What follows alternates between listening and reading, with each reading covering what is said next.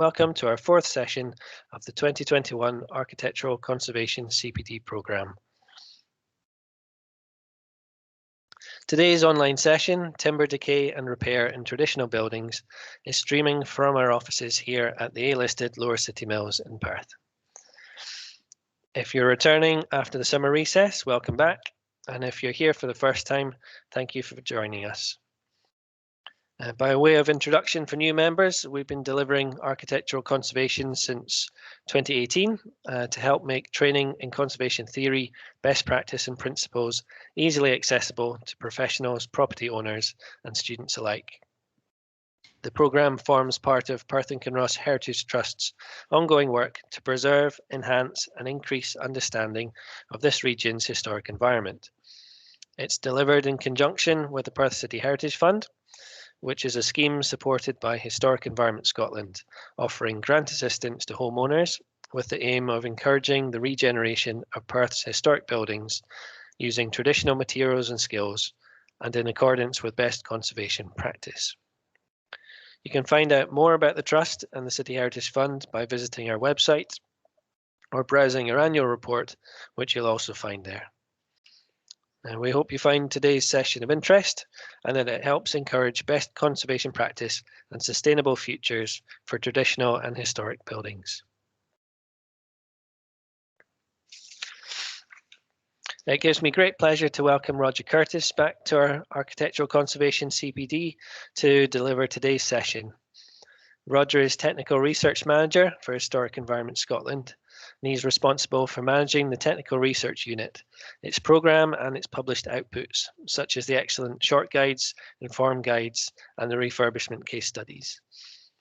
The unit's work strands include trials and demonstration work relating to energy efficiency in older buildings, climate change adaptation, the use and specification of traditional materials, and emergency repair.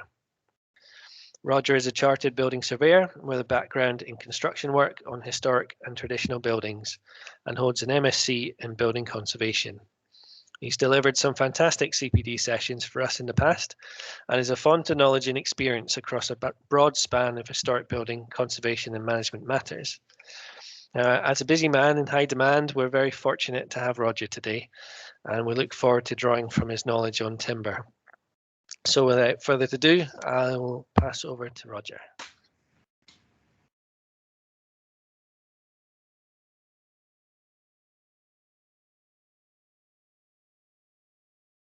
Okay, just a sound check, Gavin, is that okay? That's great, we can hear you grand. Well, thank you for the introduction. I used to work in Perth for a building contractor in a strange lock-up arrangement in Whitefriars Street, so I know the town quite well and even familiar with some of the buildings. So thank you for the invitation, and very happy to be given the chance to speak. I've called it Timber in Scotland, structural timber, finishing timbers, and then defects and repair. I think it's sometimes easy in Scotland for everyone to push that this is the land of stone, and that's the thing we should focus on. And I think there's been a habit in historic Scotland, as we were, and to focus maybe a bit too much on the stone. And a stone building of stone alone is very lovely, but the bits that make it work for the humans inside are often timber, be it structural or the finishing side of it. And the interaction between stone and timber is a very basic one, but one we always manage to get slightly wrong, and we'll dig into some of that down the line. And to show here again is what might be termed a masonry, a stone building, but in fact the vast bulk of the of its components and the bit that does the work of keeping the rain out and allowing us to move around in it in a good way on floors, doors, and all the things are timber. So actually it's a masonry skin, but the bits that make it all hang together are timber of a whole range of different sizes, shapes and configurations. Roger, just remember your slides for sharing. If you could just trouble, we haven't got your. I'm not seeing your slides. Ah, okay, right. Damn, why is that happening? If you maybe if you go up to the share content. Hang on. It possibly deactivated when I shared my screen, so apologies for that. Okay, let's start again. Sorry, guys, that's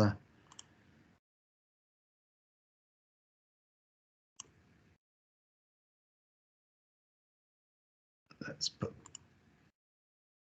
There we go. That's right. us. Check the move. Yep, that's working.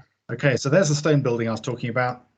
No, not a piece of timber in sight, but you kind of want it to get things working. And here is the mid-Victorian villa. This is actually down in the southwest of Scotland, where we're seeing a huge amount of timber in it all, with different weathering pressures and different conservation arguments. So what are we talking about? Well, there are many types, and I'm sure I've missed some, but crudely, we've got oak for structural stuff, larch for structural stuff, Scots pine, structural, Douglas fir, increasingly, hazel for small, what we might call round wood, and then some of the other woods for elm, furniture, ash for tools and things, and so it goes on. The sort of knowledge about the variety is quite limited now, and it's interesting. I heard in some of the chat about supply chain difficulties with timber works for structural work and construction. So interesting as to how that is going to pan out. I'm going to be very quick in this first little bit, but where do we get it from, or where did it come from? And certainly the dendrochronology records, which is an area in Scotland we need to think about a bit more, show that initially first growth forests gives you slow grown, very durable material. The coppice timber for some of your smaller vernacular buildings grows very quickly, but quite small in dimension. What's sometimes called standard timber, the trees that sit on their own, grow slowly, give you lots of straight sections, often selected specially for certain works. And then plantations, which are big blocks of single species to give you predictable income sources, and that's a sort of generally a medium and quicker term thing. And then within these broad headings, you've got subdivisions of how it was achieved, whether it was wood pasture, parkland, even hedgerows and plantations. And often in Scotland, you get some quite interesting language describing timber, which was often based on where it came from. So I've heard the word red memel used a lot, and I hadn't a clue what that meant. And then I worked out in one of Coralie Mills's dendrochronology presentations that this was from Memel was a port in the Baltic, and certainly from the Middle Ages onwards, a huge amount of timber from Scotland came in from the Baltic, which didn't necessarily mean the Baltic states, but it was the exit point for timber from Russia. So certainly Scotland's supply of domestic timber started to not dry up, but become quite reduced from the Middle Ages onwards. So if you're looking at any sort of building from 1600 onwards, maybe 1500, there's a very good chance that timber has been imported. Specifically to Berwick and Leith were main points, and obviously other East Coast ports. We forget just how much trade was coming through. Conversion of timber, which is the taking of the tree and turning it into things you can use. Here is a late medieval script, I believe it's from Germany, and it shows that a very standard process across Europe and Scotland of cutting, finishing, and shaping bulks of timber ready for export, or indeed use on the ground. Lots of illustrations in books of hours and other manuscripts on how people put things together, and it's nice in this slide to recognize some of the tools, something that might be interpreted as sarking or some sort of roof shingle going on there. This image actually is showing the construction of Noah's Ark, but it's convenient for my purposes that it actually shows a timber frame building. And although Scotland and stone and construction are very tied in emotionally, we must remember that in the Middle Ages and before, the dominant construction material was timber. And until not that long ago, Perth had an example of a late medieval timber frame building, which was then cheerfully demolished. And indeed, there's very little of this tradition left in Scotland from this period, but it doesn't mean it didn't exist. I think there's the building in the Lawn Market, which just has a few fragments of its original timber frontage, and I'm sure some of you may be able to refer to others. But in terms of survivors, roofs of the dominant type, and here's an example of what you might call a late medieval hammer beam type roof, and the hammer beam structure is really to span the additional width, because a large public hall like this is a lot wider than your standard building, where your single length of joist can span. So the hammer beams, as they are called, are a way of closing the width and allowing a very large enclosed space. And if you watch the development of that tradition, this is Parliament Hall. I think this is about 1620 or so, happy to be corrected, which shows a similar technique of structural timber being used. And I think we can say almost definitely that this was imported from the Baltic, this timber. So that's still in situ today. And in construction projects in and around old buildings, the fate of historic timber is not a good story, actually. We fetishize stone, we get awfully carried away with mortar analysis, which is all fine. And then an old bit of timber turns up that could well be contemporary with the building, and it kind of ends up in the skip with a very cursory look. So this is a piece of timber from the refurbishment of Barholm Castle down in the southwest. It was in an outbuilding, it was not connected to the main structure at all, but it showed this distinctive notchwork, which is very characteristic of late medieval flooring techniques. And I got this wrong myself, but really we should be thinking carefully about fragments of timber, how we look at them, how we look after them, and importantly, if there's money in the project, to get some dendrochronology done, because that allows us to validate some sort of timescale and get these timber samples, giving a frame of reference for the timber scope for dendro analysis going forward. And at the moment in Scotland, it's very good in some centuries, but it's very, very patchy in others, specifically the Middle Age period. So if you do encounter old timber in your construction site, please be nice to it. Don't chuck it in the skip. I'm not pretending we can keep it all and look after it forever, but we at least need to be aware of it and perhaps do a bit of work to help with the dating of the building. And often these timbers are much, much older than one thinks. Vernacular timber construction, a little bit survives, and here's a couple on a roof on what was a thatched building down in Dumfriesshire. It's now got a tin covering, if you can see, with the pegs and the slots redolent of later construction. But all hand-shaped timber is perhaps the immediate thing to take away.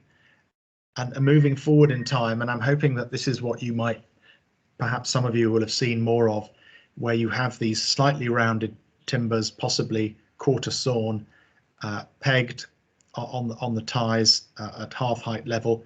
And I suspect this is what might be, for example, on the roof at St John's in Perth, Gardine's Land in Dundee, and several other buildings where this very distinctive type, which could be anything from 1600 up to maybe 1750 or so. So just be aware of what you're looking at and how you can help date your building. But if you come across this sort of material, please, as I say, quite a high burden of conservation and perhaps even analysis to help you nail down the date of your building. And so what on the outside might look a bit like this is a building in Inverness, you've probably got something a bit like that underneath it. And then where the wall junction is, you've got a distinctive feature called an ashlar post, and this is Gardine's Land in Dundee. And again, keep your eyes skinned for that sort of thing. Moving forward in time, this is a stable down at Dumfries House. This is possibly about 1650, maybe 1680 or so, where you're seeing a slight shift in the style, but something you can recognise And interestingly, you'll see a cross beam of purlin halfway up.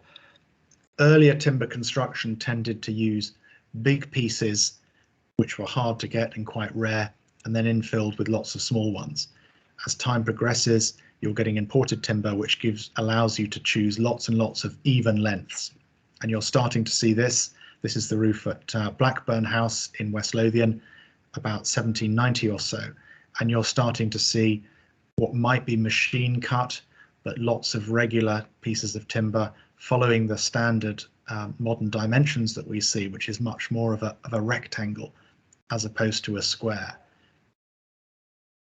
And then moving into the 19th century, this is a steading building down in the Scottish borders. You've got these machine saw timbers, again very rectangular with which you'll be familiar, and then repeating at regular intervals along the length of the roof. And then you can see the ceiling joists put in the same way, and the timbers anchored down into the wall head there. A very quick drawing, don't spend time on it, just to indicate the junction and really the vulnerable point in a lot of timbers is this bit at the top of the wall where the rafter feet come down onto the wall plate, and you've also got the rainwater goods, and the performance of the rainwater goods is an integral part of keeping your timber good and proper. So to get to the core of it then, in terms of timber, why does it decay or become damaged? And generally timber is very durable. You get physical damage, fire, temperature will cause warping and splitting on some sizes, but the real enemies are to do with, frankly, with water really, and high humidity and what I call ambient damp, leading to conditions for either insects or for various types of fungi, or even liquid water. And liquid water long term is the same as high humidity long term. Timber will absorb ambient liquid water or indeed ambient water, and leading to conditions where the pathogens and the bugs start to chew it up and give you compost. And actually, a lot of damage to timber is frankly misplaced diagnosis, where somebody has a certain view on what timber decay is, and therefore has to get rid of it all. And I'm specifically referring to dry rot and how that is treated. So I think as an absolute fundamental, we need to appreciate the difference in approach needed for liquid water issues and capillary or vapor water issues, where the water is coming in, or the vapor, the moisture is coming in a way that you don't always see, but you can actually quite often smell and deduce. I think probably for me, where to look, where are the vulnerable areas, because generally these defects crop up in the same places for very similar reasons. Sarking boards tend to be quicker grown timber, slightly lower quality. They're getting quite a lot of humidity loading and often damage if the roof is not quite right. So they tend to be almost sacrificial, if that's the right word. It's probably not, but it'll do. Wall plates specifically, as they sit on top of the masonry, that gets wet, and that area sits in constant touch. And I've got an image. Rafter feet for very similar reasons, again, proximity of rainwater goods. And upper floor or ceiling joists, particularly where they're interacting at gable ends or in valleys. Timber or safe lintels, as they're sometimes called, if you have rainwater goods that are failing and the timber and the masonry gets wet, obviously the timber below will suffer as a result of that.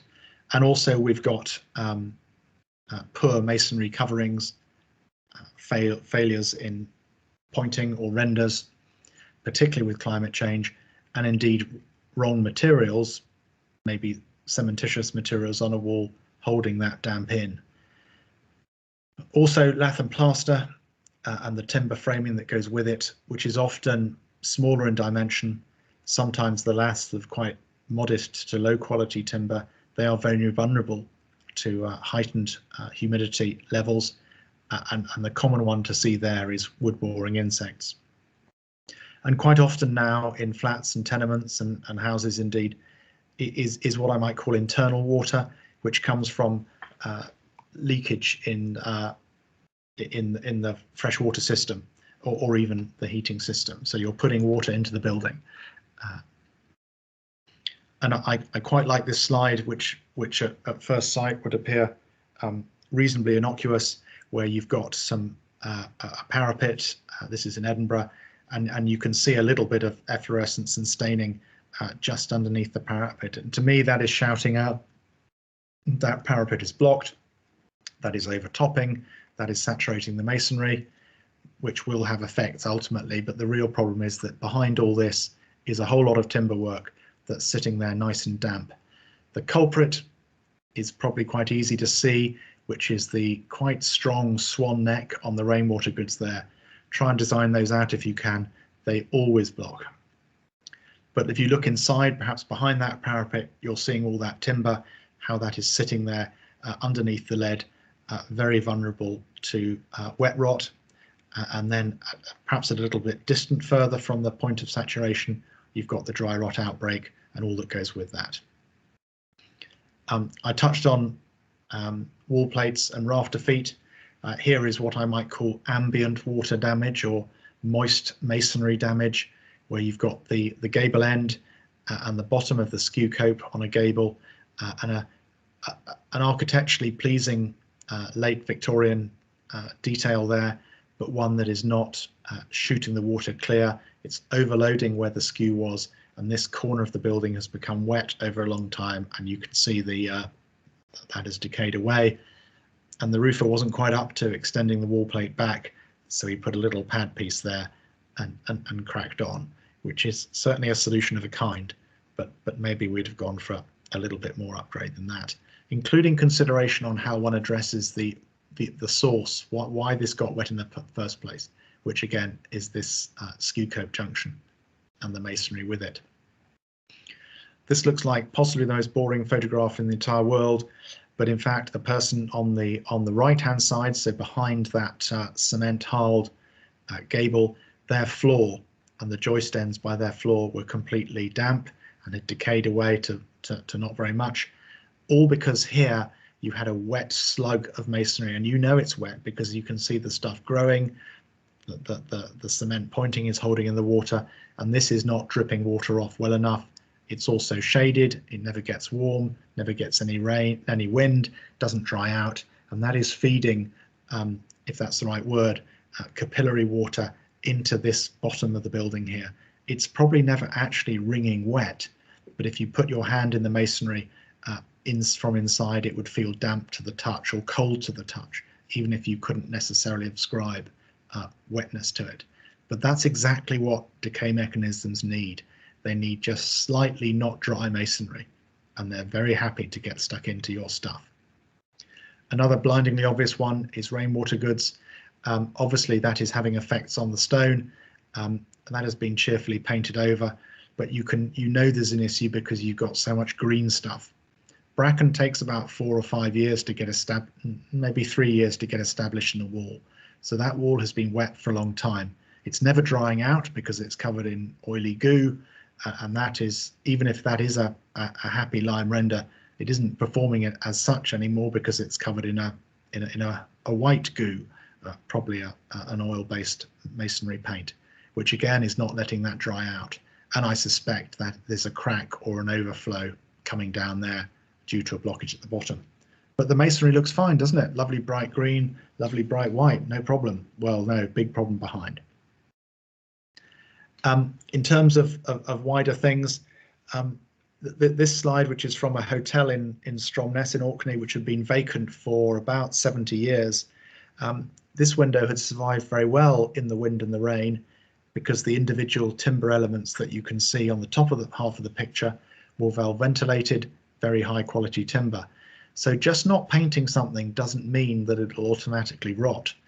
But if you have something sitting with its feet, and I use that word metaphorically, with its base, what's left of the sill here, on a damp platform, it most definitely will decay. So this timber here possibly dating from 1840 when the hotel was built, and the sill dating from the same time. But because that sill caught the water and it sat there and was not able to wick away, it ultimately decayed. And I think what is perhaps changing the discussion a little bit in some of these details is climate change in Scotland and increased precipitation, particularly from different orientations and prevailing areas. And I think you may know of changes in precipitation and wind from your own experience. Traditionally in Scotland, it was always from the southwest, but now we're getting a bit more from the northeast, is my sort of personal observation, and I'll be interested in your views. Wood boring insects I touched on, and I'm not going to cover every piece of timber decay, but really just the sort of common ones. And wood beetles, furniture beetles, and this sort of broad family of which there's more than one species, if you give them humid, slightly moist conditions, they'll be very happy eating into lower quality timber. And once they get started, it's really interesting the different conditions that they like. But broadly, this is a sign of slightly high humidity, particularly internally, and particularly in roof spaces. When you insulate between the ceiling joists, you will lower the dew point, you will lower the temperature, therefore it becomes more moist. Therefore, these little folk are able to get stuck in to some of your timber that perhaps they weren't doing before, when that attic space was possibly a drier and hotter space.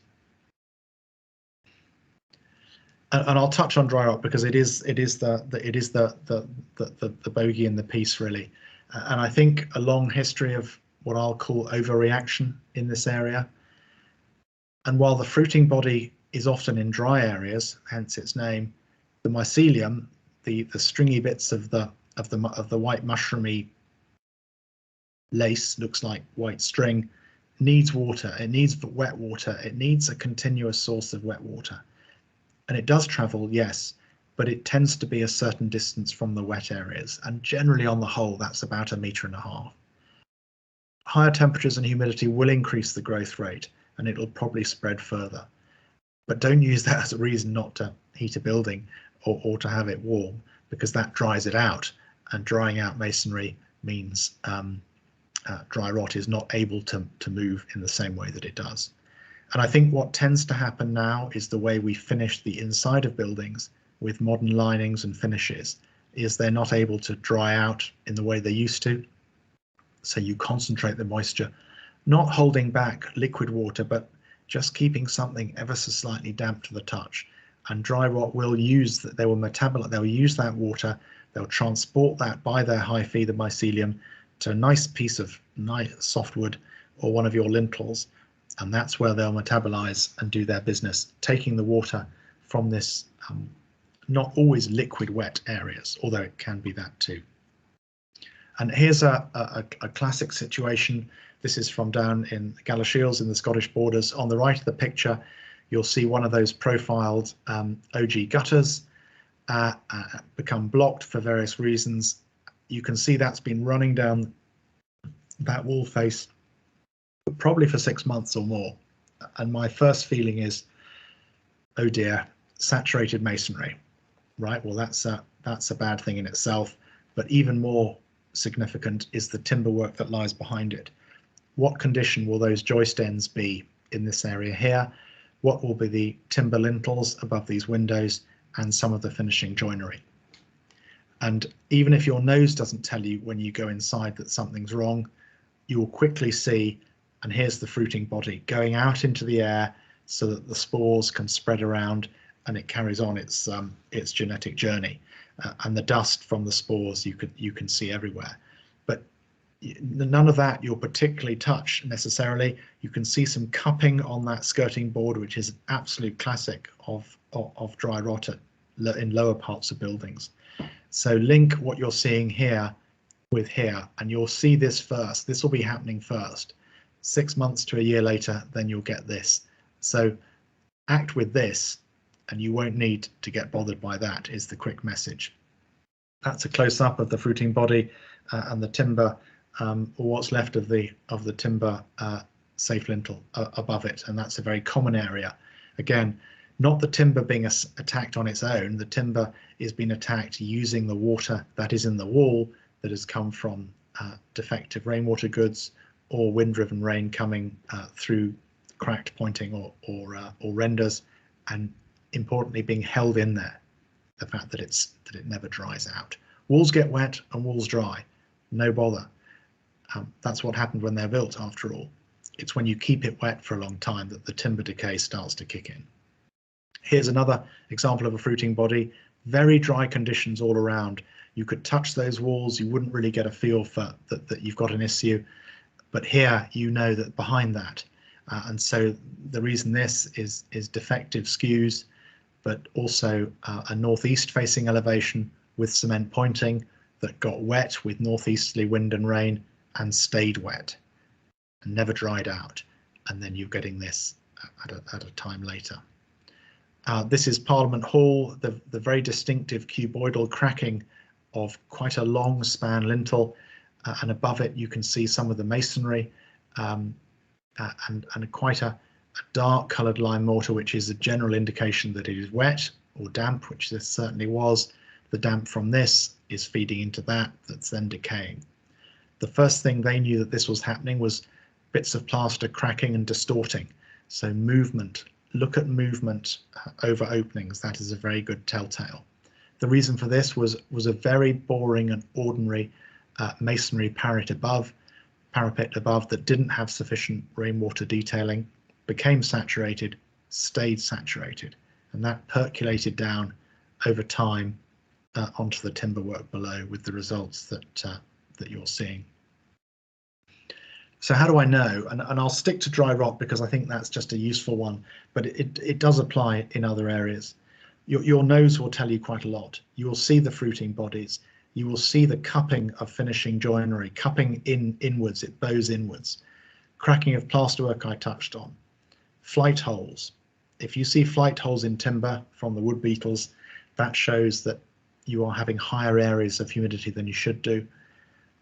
Floor deflection or movement, because all of these things will weaken the timber.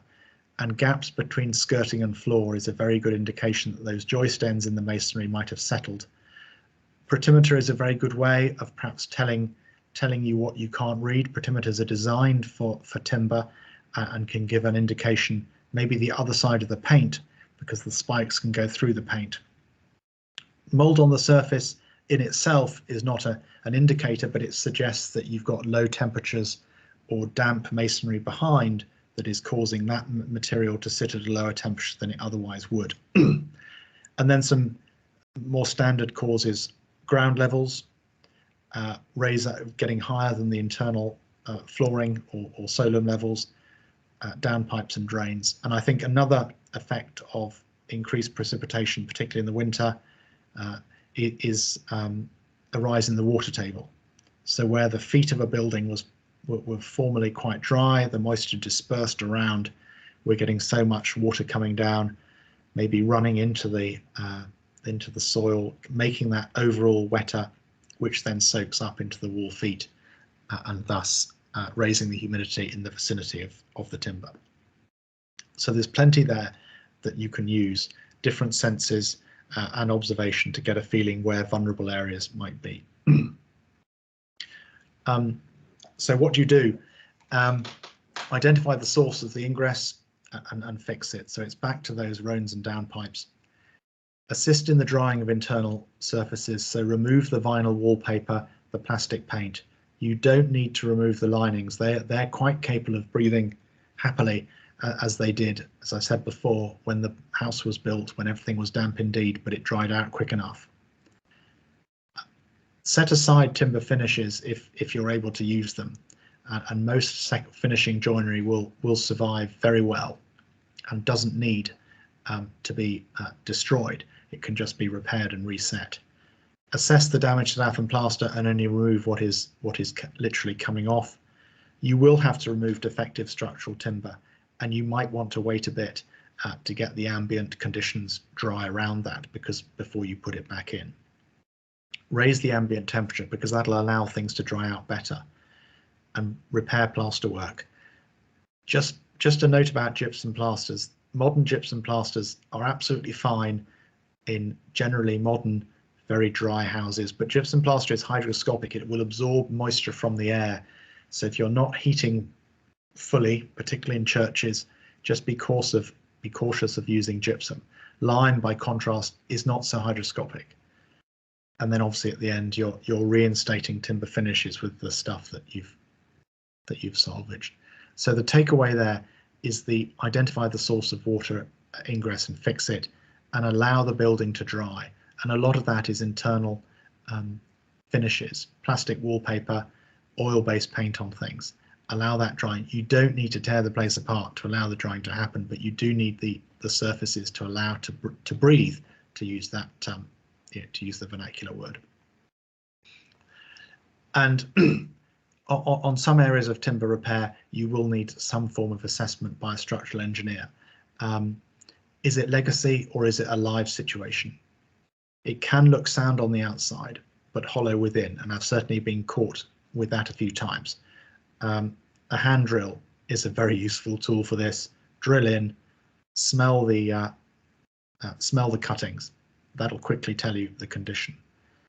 And sometimes, was the timber work sufficient to start with?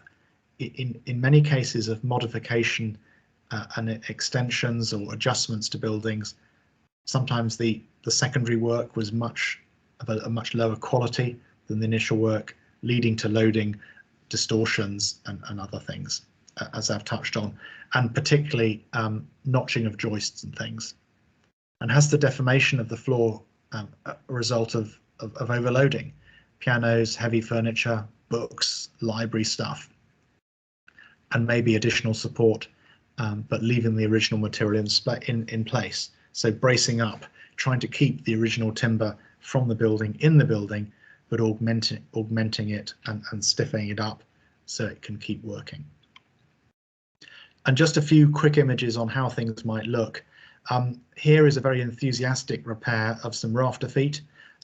I suspect they applied the preservation industry sort of 1.5 meter rule there. I would suggest you just go back to sound timber, which may be quite a lot further, but the technique is fine, and those modern splice plates I think are actually quite neat. It also forces the trades to use the same size dimensions of timber, which I think is quite nice. It's reasonably quick, and it's an approved detail from a sort of standardized building warrant point of view. Often with roof structures, even if the actual timber itself is fine, the fastening of the collar on a roof quite often rusts away with the two large wrought iron nails, which they often are, and you might be in the business of not replacing the timber as such, but augmenting the fastenings that keep it all together. And there are established techniques for the use of steel plates. In this case, these have been galvanized and bolted through, and that's a fairly well-trodden path, I suspect, for most of you. This is from the Dumfries mid steeple. There's a few old timbers left there, but you'll be quick to point out that most of this is new. Again, the subtlety of what you keep and what you replace and how you do those joins and junctions will depend on the historic value of that timber and the focus of your design solution for it. Excuse me. But that's quite a fairly interventionist example, but keeping a modest amount of existing timber.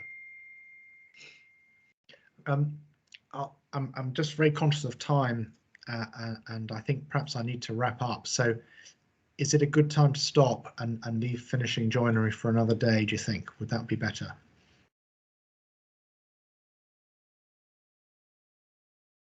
Question to Gavin there. Do you want to give it 5 minutes? Yeah, okay, we'll rattle through. And I think just the key one with finishing joinery is that it's a different type of approach, generally better quality as such, so that they could plane it and use it. Smaller in scale, obviously. Very careful joints and finishes, made to be seen. They didn't use quite as many fastenings and fixings as we did, prepared in the workshop and assembled on site. So a high level of craft, and for me, replicating this is sometimes quite difficult. And why would you want to if you've got perfectly durable pieces to dismantle, fix the problem behind, and then fasten back on? Which, to be fair, is what most people certainly should do.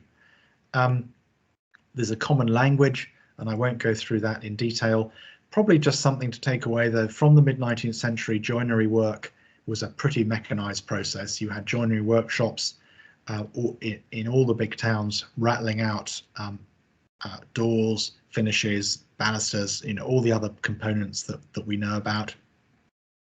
Something on floors, no particular magic to their replacement. And I think probably that the key is to allow for shrinkage. So modern timber will always lose more dimension than older stuff. It tends to arrive a bit greener, if that's the right word, I'm not sure. But get that as tight as you can, because it'll shrink back down again. That's a floor repair where some joists were soft on the right-hand side. Window repair. I'm very happy to have a discussion about epoxies and various fillers. They sort of have a place, but possibly don't confuse it with a really long-term repair. It's an option. There are people offering it as sort of franchises, and they rattle up and they put the stuff everywhere and they fill all the holes you can find. And that's good to keep the timber window on the go, but there may be issues with extent. And if it's anything like this extent, you're probably in the business of a timber patch. Here, a very enthusiastic but very high quality timber patching in. Just assuring yourself that the timber you're using for the repair is of equivalent quality. Otherwise, modern whitewood doesn't really last as well as its older counterpart. So salvage timber for repairs is definitely something to think about. And the little fine bits on windows are actually not too hard to repair, as we're seeing here. Sort of finished internal work. These are, as it happens, these are reused shutters in a croft up near Braemar, category A listed, and the joiner learnt sort of the art of repair on the job, really, and quite nice little diagonal scarfs on the lower part where the former wet floor had rotted it, and a new rail. This timber here is Douglas fir, which does suit quite well to the sort of higher end of repair. It also has a better colour if you're wanting to tie in with older timber. So don't forget that. It's not something you'll necessarily get from the standard merchants, but a very good and durable, and quite often from Scotland, which is quite nice to have timber that's definitely from the locality. You can go a bit far in piecing in. I'll leave you as designers and specifiers to assess. The principle of repairing the damaged bits is very good and very well established. Just be mindful as the aesthetic, and I might be suggesting this gives a kind of quite a jumbled visuality, but it may well tone down. And often elements of window sets and skirtings, you can some of this pre-sectioned material you can get off the shelf. You often have to put the quirk or the molding in yourself, and then have a secondary run that's fastened direct onto that. So again, none of this is terribly difficult, but it's just understanding the visual detail. A nice feature there, they've got the little bead put on the very fine edge there. So in the past, in joinery work, they very rarely put two flat pieces of timber together without differentiating that junction, probably to cover for any visual effect of shrinkage or movement. The fact that you've got a bead on it takes the eye off it. It's a way of softening that joint. It's quite a pleasant detail. And if you achieve all that, you won't achieve this very unfortunate result, which is absolutely packed full of really good quality, totally sound 19th century finishes that I've been talking about. So I think I'll probably stop there. Plenty of references you can get from the PDF if you wish to. This is an established craft, and very happy to take questions and have a dialogue. Fantastic. Well, yeah. I could have sat and listened to you for another 40 minutes on that, Roger. That was really bang on the money, but it was really easy to take in as well. So thank you so much for a really good session. Yeah, I mean, kind of breaking down those source issues as well, you know, into these two core elements, the kind of the liquid water and the vapor capillary. You know, I think it just really helps with trying to kind of quantify this stuff and break it down, and help to remember the key points about what we need to be looking for and where, reminding us about the external and getting back to source. So yeah, that's it's just been really nicely put together there, and very easy to follow. So yeah, thank you very much. A lot of really valuable stuff in there. I'm happy to open up the floor to questions. We can take them through the chat, or if you want to put your hand up, then we can pass you over and you can ask your question direct. So Sarah's jumping in first. Sorry, go on, Sarah. All right, I thought so there wasn't going to be an awkward silence where everyone else didn't want to be first. Thanks, Roger, for that. I was just had a question about your comments you made on dendrodating. Can you give a bit more information about that? Is that a service that we could get through Historic Environment Scotland, and who holds the information? Yeah. And do you have any idea approximately how much it would cost on a normal project? So, for example, I'm thinking at the moment we're doing some tenement projects in the centre of Perth, which have some quite interesting roofs, not terribly large sections of timber, but rounded ones. It might be interesting. Yeah, I think it's an area that we've all got to put our hands up and say we've probably not taken this as seriously as we should have done. We got it with the masonry side, we do mortar analysis, we do stone matching, yet the timber bit is perhaps the poor cousin. So I think my appeal to larger publicly funded projects, or larger private projects even, is that architects and designers have a sum in, maybe £500, maybe £1,000, depending on the size of building, to say a provisional sum for dendro if we find interesting looking timbers. I'm not suggesting that for 19th century stuff where you've got those nice rectangular structural sections, is there going to be any magic in that? Probably not. But if you have some of the more less finished timber work, the square section, the rectangular section that I showed you pictures of, try and get that in.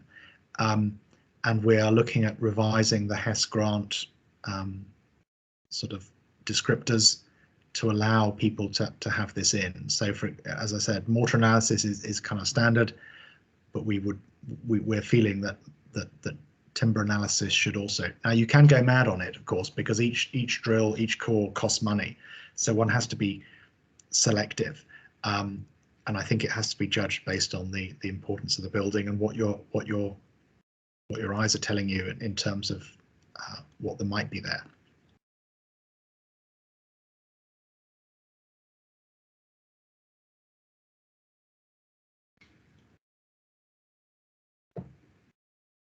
Great. Any other questions?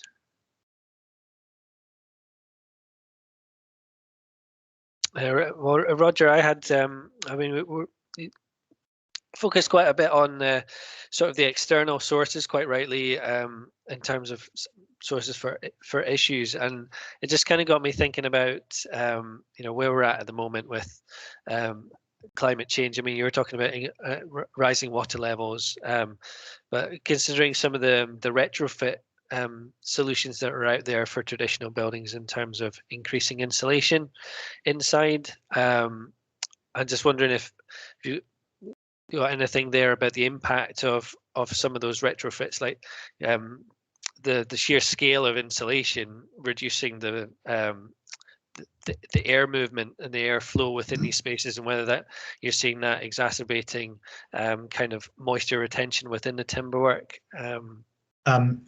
No, very good point. And particularly, let's say in a basement or a ground floor where you probably have earth underneath, or the footings might be damper than they were before. Therefore, you've got to ensure you've got to maximize water vapor movement through those materials. And therefore your choice of insulation type, I would say, is pretty important. We go for capillary active and vapor open is our sort of technical descriptor. I could almost guarantee that if you had an internal wall with a concrete floor in a basement and you put various materials either side of it, you're not letting that vapor move and disperse, and it'll get pushed up. And in about 3 years, your nose will start telling you something's not quite right. And this is where tanking comes in, is that it hides it, it just banishes it, and it assumes it's liquid. But most moisture that causes damage is not running water like a tap. It is just that sort of insidious subsaturation level of the masonry. So the water's in the masonry in the vapor form, and you hold it in hard enough, and then it starts to condense, and then the timber takes up. And once the timber gets to more the 17% level, then the bugs start chomping away. So you're quite right. The insulation script needs to be sort of carefully thought about, which takes you back to the external envelope. If you get the external envelope right and you let the internal envelope vent in terms of vapor movement, you will generally be okay, is our view. You don't always need air movement behind linings as such, but you certainly need vapor to disperse from a point of concentration out to the outside air. Yeah, I guess it's one that I mean, I'm in a 1970s house, but it's kind of room and roof. We got new additional insulation put in when we moved in, and within a year, you know, you go into the attic space and you can smell moisture on the northern side, and there's dampness in the base of the rafters where they hit at the wall roof, and we didn't have roof vents. And then of course it's also changed where the cold bridges and things are. So yeah, I guess I was thinking that's in a 70s house, but you know, when you start projecting that back into traditional builds, it's going to be the principles are the same, and it will be, and I suspect the nature of the insulation won't have helped either. And I think maybe often we sort of have a chimney that's not fully shedding, that ends up being a damp stick up in the air that then percolates into the attic space, and then your attic space is damp and you can smell that. So rely on your nose. And internal ventilation, as Sarah mentioned, you know, there's definitely an internal vapor movement, bulk air movement thing. If you have high humidities inside your building, it's not good for yourself. It's great for the insects because they can't drink from bowls of water like dogs do. They absorb it from the air. So if you have damp, you're giving better conditions for the insects, who then find better things to eat, which are slightly damp, so they have a better time eating them. And that's why you have the wood beetle in the very slightly area. So if you can keep the relative humidity inside your dwelling modest, below 60%, things can dry out because you've got that gradient of that humidity gradient, if that's the right word, that pulls water vapor out of materials. But Gavin, I'll be interested in the nature of the insulation they put in, but we probably don't have time for that. Yeah. I did see a question on the chat. Should I perhaps go to the chat? Yeah, that'd be grand. Yeah, there's one there from Marnie. It's about exposed exterior timber. What do you recommend for protecting it from the weather? Leaving exposed or coatings? What's appropriate, durable? It's an interesting one. I think it depends on the nature of the exposure. So there is a modern thing of large cladding, which you look as it gradually goes silver, which is sort of its own aesthetic, and that's fine. I think for finished joinery, traditional joinery, most of it is painted in some shape or form. I think the nature of the paint is an interesting discussion, and perhaps we should have a session on traditional coatings. A linseed oil paint will move and flex. It won't form a solid film. Modern paints tend to have a hard film under which the damp can catch and sit, and then it's got nowhere to go, a bit like a wall that you finish with cement or some other material. So to answer Marnie's question, that doesn't mean that normal gloss paint is not wrong. It's fine. It works. You know, we know it's been on many buildings all over the city for years. But if you're doing a conservation intervention and you have the opportunity to try a low VOC, low embodied carbon, arguments about toxicity potentially, you might want to try it because they do work. And I think there's enough evidence, particularly in an urban environment with perhaps more sheltered elevations, but certainly that there is reasonable evidence that a sort of 5 to 7 year maintenance cycle for that for those sorts of paints. Do you find the microporous is a good option, or? I don't know enough. I don't know enough about it, but I think microporous, everything's porous at a molecular level to some degree. It's just, is it microporous enough to handle the moisture that's coming and going? I'm sure it's fine. I don't know. I think people may have to make their own judgments. We wouldn't want to sort of make comment on specific paint types, but I think there is evidence that high quality exposed joinery doesn't necessarily need layers and layers of paint. There's a lovely house opposite Blair Athol that's been a ruin for years on the A9. You've probably seen it. I went up there. The windows are immaculate, and the linseed oil paint or whatever it was has powdered away to nothing. The timber is of such excellent quality, but it's able to dry. But the window sills where the water sits, that's a very different situation because the water's there all the time.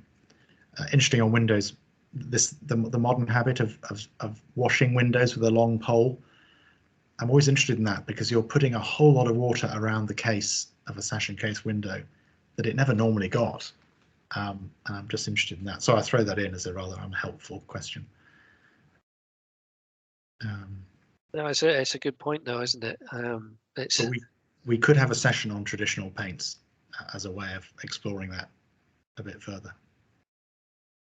Yeah, no, that's a very good suggestion. Want to take forward. Brilliant. Well, we're coming up on 5:30, and I'm conscious folk will be needing to get back. So if there isn't anything else burning away at you at the moment. And if people want to email with specific things, very happy to chat over. I like specifics. I like hearing about other people's projects and what they're up to, and that's partly what we're here for. So brilliant, grand. Well, yeah, you've got Roger's details there on the slide, and yeah, I'll circulate that round with the recording. But yeah, it really just I'll bring the session to a close, and it really just remains for me to thank Roger again for presenting such a great and informative session, opening the technical half of our series. Our next session is on ecology in and around traditional buildings, and there are still places available for that. And it's bookable via Eventbrite again, so please do join us if you can. And I'll be in touch by email with the completion certificates and a link to the recording of the session. But for now, thank you for joining us. Special thanks again to Roger, and we look forward to seeing you again soon. Thank you, team. Cheers. Before everyone goes, can I just say something? Gavin is actually leaving the trust at the end of August. So first thing to say is that someone else will be in touch about the next CPD sessions. But I just wanted to say thank you to Gavin for what he's done with the CPDs. A few years ago, we had a very sort of offhand idea about running some CPD sessions, and he has entirely developed the The series run 3 sessions over 3 years, with obviously the break in the middle, and done a fantastic job, including both delivering them live at the beginning and then moving on to these web versions. Constant enthusiasm and just striving to always just how to improve these as well. So it would be a very great loss to the Trust. I should also say that many other things that he does with the Trust as well, both working with the City Heritage Fund, archaeological outreach, being of course Dr. Gavin Lindsay, to keep remembering, and developing education packs for schools, and I'm sure filling a lot of budding archaeologists in Perth and Kinross with enthusiasm for the subject at primary and secondary level. So I'm sure everyone would also just please join me in thanking him as well as Roger for today's and previous sessions. Well, thanks, Sarah. It's been a privilege to work with the Trust and with so many wonderful speakers who've been so enthusiastic, like with the likes of Roger. But yeah, my youngest son is 10 months old. My wife's going back to work, and my son's not quite ready for childcare yet. I think it's all the lockdowns and things as well. He's just not really seen other people, so he doesn't want to be away from us as parents for any length of time. So I'm going to go to doing some stay-at-home dad work in the short term, which I'm really looking forward to. But yeah, I'm going to miss some of this as well. But yeah, grand. Well, thanks again. Thank you. Thank you all. Bye.